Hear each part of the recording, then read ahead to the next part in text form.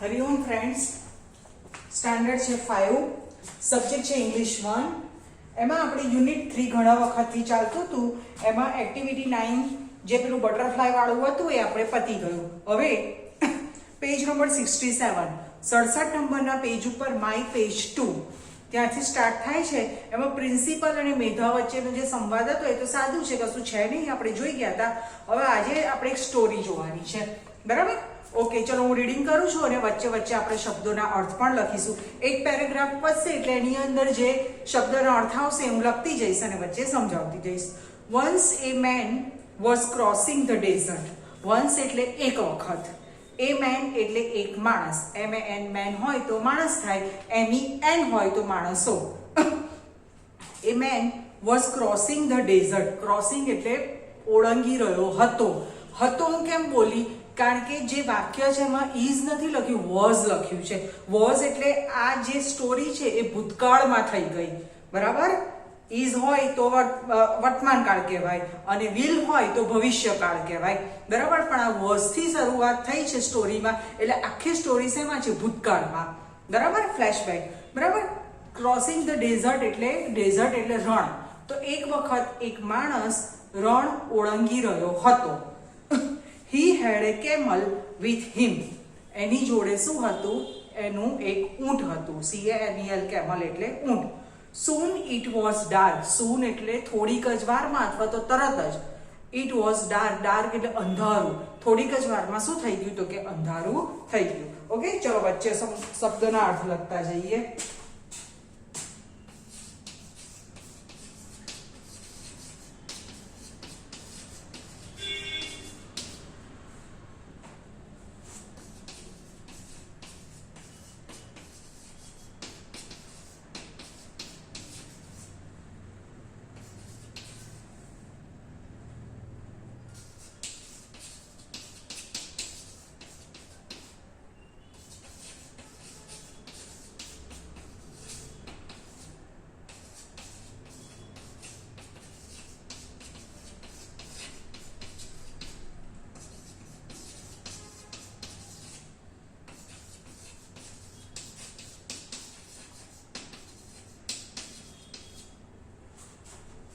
Okay, તો થોડીક જ વારમાં શું થઈ ગયું? તો કે અંધારું થઈ ગયું.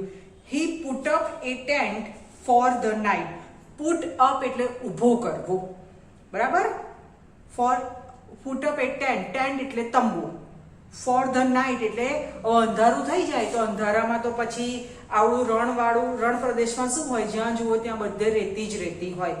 તો અંધારામાં પછી રેતી ક્રોસ કરવી એ શું થઈ જાય? મુશ્કેલી. કારણ કે નોર્મલ તમે રસ્તા પર જતા હોય ને ત્યાં અંધારું થઈ જાય છે ને, તો આજુબાજુ લાઇટો હોય છે, બરાબર? સ્ટ્રીટ લાઇટો કહેવાય એને. તો ત્યાં તમે જાઓ તો તમને વાંધો ના આવે ક્રોસ કરવામાં. પણ રણ પ્રદેશમાં લાઇટો હોય ના, તો અંધારામાં પછી રસ્તો પણ ખબર ના પડે. એટલે એણે શું વિચાર્યું? અને અમે બહુ ચાલ્યા હોય તો કે રાત્રે થોડો આરામ કરી લઈએ, એટલે એણે તંબુ ઊભો કર્યો. અત્યારે વિન્ટર ચાલે છે, શિયાળાની સિઝન. તો ડિસેમ્બરથી શરૂ કરી અને ફેબ્રુઆરી મહિના સુધી કચ્છ જે છે આપણા ગુજરાતમાં આવેલું સિટી, ત્યાં રણોત્સવ ચાલતા હોય. તો કચ્છમાં ખાસ શું જોવા લાયક છે કે આમ રણ પ્રદેશમાં તમે લોકો જુઓ તો માટી ને રેતી જેવો નોર્મલ કલર હોય, પણ કચ્છમાં તમને વ્હાઇટ કલરનું રણ જોવા મળે છે. તો તમે વિચારો કેટલું સરસ હોય. અને રણોત્સવમાં તો જાત જાતના પ્રોગ્રામ થતા હોય છે. તો ખાસી એવી પબ્લિક આપણે રણોત્સવ જોવા માટે જાય છે. તો ત્યાં એ લોકો રોકાવા માટે મોટે ભાગે બધા હોટલ કરતા આવી રીતે ત્યાં તંબુ બાંધીને બધા રહેતા હોય છે, બરાબર? કપડાનું તંબુ ઊભું કરે પણ અંદરથી તમને એકદમ ગરમ હોય. અને જે નોર્મલ તમે રૂમમાં રહેતા હોય એવી જ બધી ફેસિલિટી હોય. અંદર તમને સૂવા માટે પલંગ આપે, વોશરૂમ હોય, બરાબર? નાવા ધોવાનું, ગરમ પાણીની ફેસિલિટી, પીવાના પાણીની વ્યવસ્થા બધું જ કરી આપે, બરાબર? મિલિટરીના લોકો હોય, એ લોકો આવી રીતે સરહદ ઉપર લડવા માટે જાય છે તો ત્યાં એ લોકોને મહિનાઓ સુધી યુદ્ધ ચાલતું હોય. તો એ લોકો શું કરે છે? આવી રીતે ટેન્ટ, તંબુ ઊભું કરીને એની અંદર જ રહેતા હોય છે, બરાબર? Okay. Then he tied his camel to a stick outside the tent. હવે ઊંટને તો તંબુમાં ના લવાય, કારણ કે ઊંટ તો કેવું હોય? લાંબુ હોય. ઊંટ અને જીબ્રા એ બે એનિમલ એવા છે. અને જીબ્રા તો નહીં, ચલો કેમલ અને જીરાફની ડોક લાંબી હોય, ઊંટની પણ ડોક લાંબી હોય. એટલું મોટું ટેન્ટ કઈથી બાંધે? એટલે એણે શું કર્યું? ઊંટને બહાર બાંધી દીધું. ટાઈડ એટલે બાંધવું. પછી સ્ટીક એટલે દંડાથી, એને જે દંડો હતો ને ત્યાં દોરી વડે બાંધી દે. બરાબર? તો ચલો લખી દઈએ. પુટ અપ એટલે ઊભું કરવું.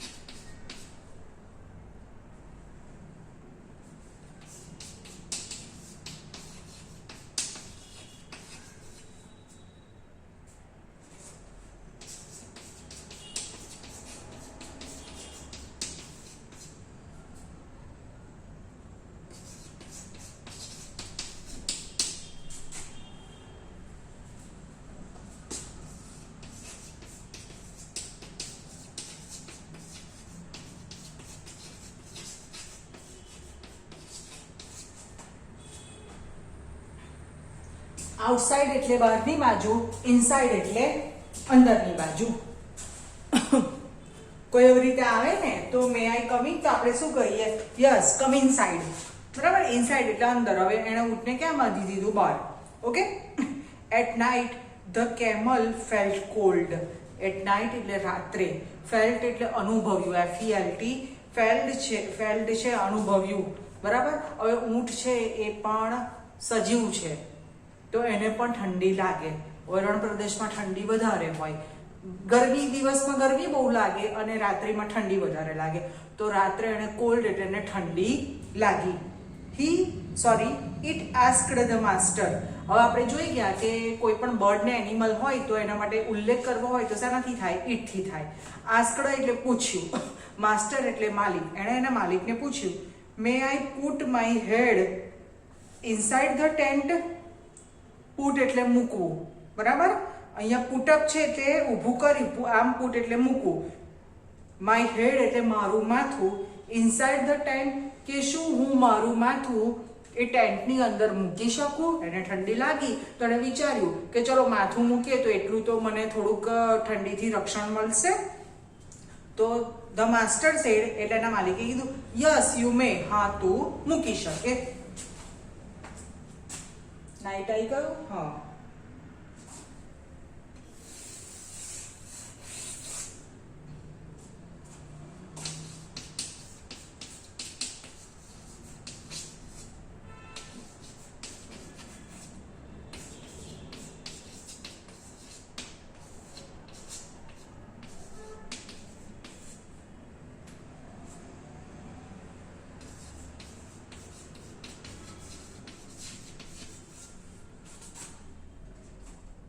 માસ્ટર એટલે માલિક નથી આવ્યું.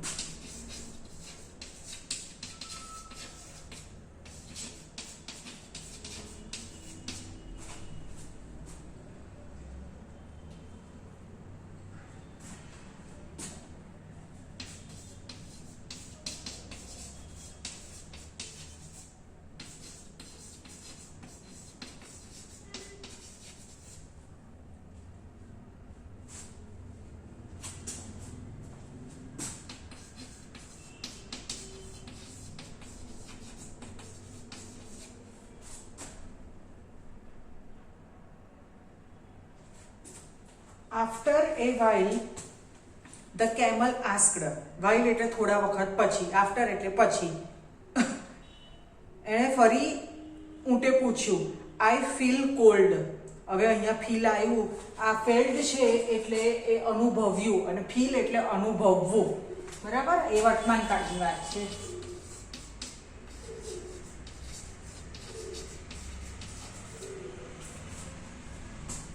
આફ્ટર એટલે પછી.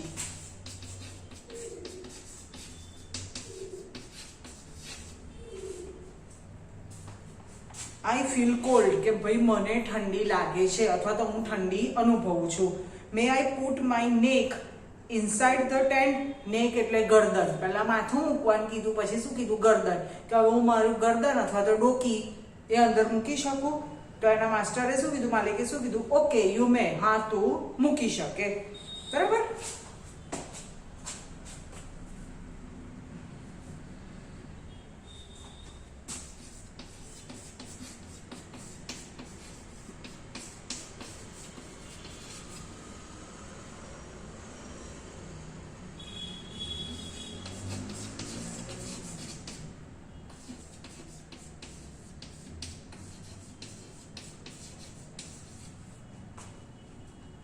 After some time એટલે થોડા વખત પછી. The camel said, એટલે ફરીથી ઊંટે પૂછ્યું, I am very cold, કે હું ઘણું ઠંડુ થઈ ગયો છું. May I help my hump inside the tent? Hump એટલે ઊંટની જે પીઠ હોય ને એના પર ખૂંદ હોય તો એને શું કહેવાય? હમ્પ કહેવાય. તો અહીંયા પીઠ પણ કહેવાય અને ખૂંદ પણ કહેવાય. બરાબર? કે ભાઈ હું મારી પીઠ અથવા તો ખૂંદ એ ટેન્ટની અંદર મૂકી શકું? ધ માસ્ટર એલાઉડ હિમ. એલો એટલે પરમિશન આપી, પરવાનગી આપી. તો એના માલિકે શું કીધું? પરવાનગી આપી કે હા તું મૂકી શકે. હવે તમે વિચાર કરો કે પહેલા ઊંટે ખાલી એનું મોઢું અંદર નાખ્યું, બરાબર? હવે એનું મોઢું તો નીચું હોય, પછી એણે એની ગરદન અંદર નાખી. હવે હમ્પ એટલે પીઠ ઉપર એને ખૂંદ હોય, એ અંદર નાખે તો એની હાઈટ કેટલી બધી વધારે હોય. હવે જે માસ્ટર હતો, એનો માલિક હતો, એણે તો પોતાના જ લેવલનું નાખ્યું હોય ને. હવે ઊંટ આખું આટલું બધું હાઈટ વાળું અંદર જાય તો જુઓ હવે શું થયું. સડનલી એટલે અચાનક, ધ મેન ફેલ્ટ કોલ્ડ એટલે માણસ જે એનો માલિક હતો એને ઠંડી લાગવા માંડી. એ અંદર હતો ને પણ એને ઠંડી લાગવા માંડી. હી વોક અપ એ જાગી ગયો. There was no tent on him કે એની આજુબાજુ એટલે અથવા તો એ જ્યાં સૂતો હતો ત્યાં ટેન્ટ એટલે તંબુ ન હતો. The camel took the tent. Took એટલે લઈ લેવું. ઊંટે ટેન્ટ લઈ લીધો તો તંબુ લઈ લીધો તો. The man had to sleep outside the tent એટલે માણસ હતો એ ટેન્ટની બહાર હતો. વિચાર કરો, જો ઊંટ કેવું હતું? જબરું હતું ને, બરાબર? એને ઠંડી લાગી, ધીરે ધીરે અંદર જતું રહ્યું અને પછી અંદર એવું ઘૂસ્યું ને કે એની પીઠને લીધે આખો ટેન્ટ એની ઉપર કવર થઈ ગયો અને માણસ બહાર જતો રહ્યો. બરાબર છે ને? કોમેડી વાર્તા. ઓકે, ચલો આગળ લખીએ આપણે. ત્યાં સુધી લખ્યું હતું. ઓકે, બરાબર. આફ્ટર એટલે પછી.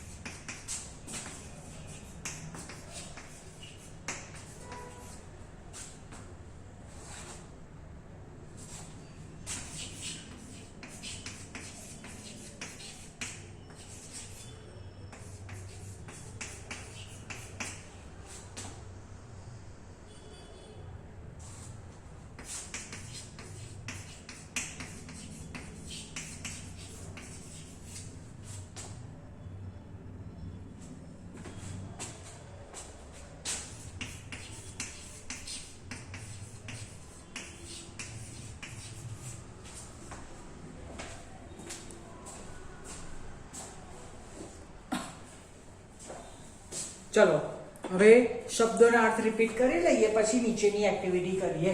વન્સ એટલે એક વખત, ક્રોસ એટલે ઓળંગવું, ડેઝર્ટ એટલે રણ, કેમલ એટલે ઊંટ, સૂન એટલે તરત જ અથવા તો થોડી વારમાં, ડાર્ક એટલે અંધારું, પુટઅપ એટલે ઊભું કરવું, ટેન્ટ એટલે તંબુ, નાઇટ એટલે રાત અથવા તો રાત્રિ, ટાઈ એટલે બાંધવું, સ્ટિક એટલે લાકડી અથવા તો દંડો, આઉટસાઇડ એટલે બહારની બાજુ.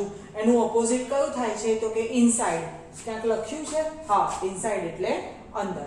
બરાબર? ચલો. ફેલ્ટ એટલે અનુભવવું, કોલ્ડ એટલે ઠંડુ અથવા તો ઠંડી.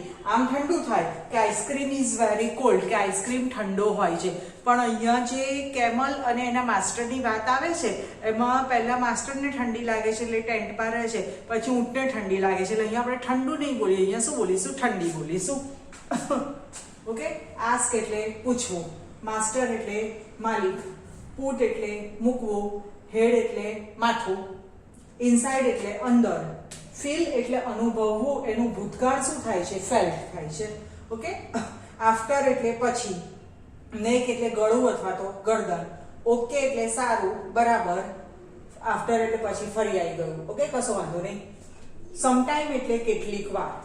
પછી છે વેરી કોલ્ડ એટલે ઘણી ઠંડી, હમ્પ એટલે પીઠ, પણ અહીંયા ઊંટની વાત થાય છે તો એને શું હોય છે? ખૂંદ હોય છે. એલાઉ એટલે પરવાનગી અથવા તો રજા આપવી, સડનલી એટલે અચાનક, ઓચિંતું, વોકઅપ એટલે જાગી ગયો, એનું વર્તમાન કાળ, આ ભૂતકાળની વાત છે. વર્તમાન કાળ શું થાય છે? વેકઅપ, WAKEUP, વેકઅપ, બરાબર. પછી ટૂંક એટલે લઈ લઉં, લઈ લીધું એ ભૂતકાળ અને એનું વર્તમાન કાળ કયું થાય છે? Take, TAKE, take. અને સ્લીપ એટલે સૂઈ જવું, બરાબર. તો આમાંથી ઘણા બધા શબ્દોના અર્થ હતા એ આપણે બધા લખી અને જોઈ ગયા. હવે નીચે એની એક્ટિવિટી છે કે ટ્રુ છે કે ફોલ્સ એ કહો, બરાબર. ચલો હેડિંગ મારી દઈએ.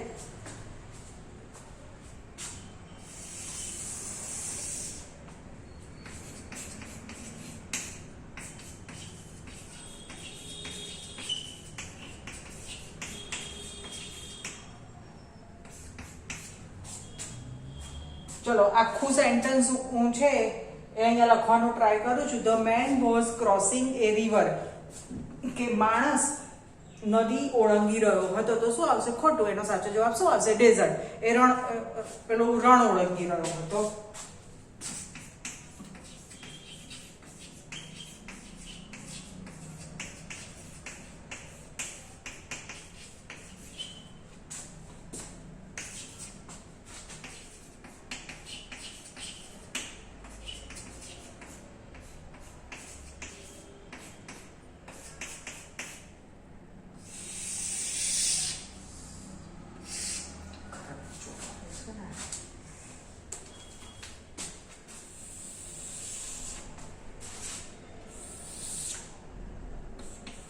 ઓકે, કે માણસ નદી ઓળંગી રહ્યો હતો તો શું આવશે? ખોટું. એ શું ઓળંગી રહ્યો? તો સાચો જવાબ કયો આવશે? તો કે ડેઝર્ટ. બીજું, the man was going with a camel, કે માણસ એ ઊંટ જોડે જઈ રહ્યો હતો તો શું આવશે? સાચું. એની જોડે શું હતું? કેમલ હતું.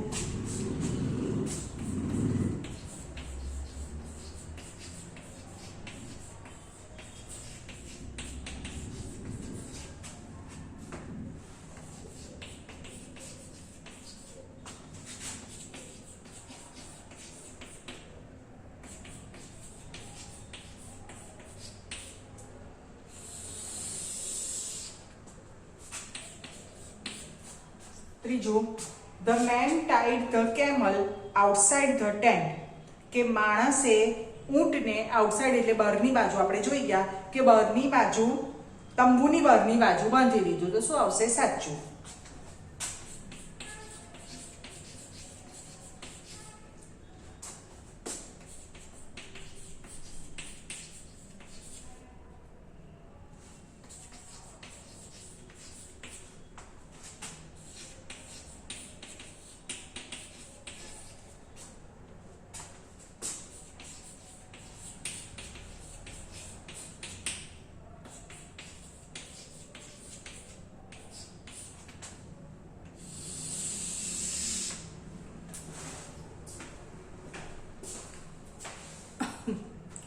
ચલો પછી શું આવશે? ચોથું, the camel was sleeping with the master, કે ઊંટ છે એ એના માલિક જોડે સૂઈ ગયું તો શું આવશે? ખોટું. એના માલિકે તો ઊંટને શું કર્યું હતું? બહારની બાજુ બાંધી દીધું હતું, બરાબર. એનો માસ્ટર, એનો માલિક હતો એ તો અંદર જ સૂઈ ગયો હતો એટલે ચોથામાં શું આવશે? ખોટું આવશે.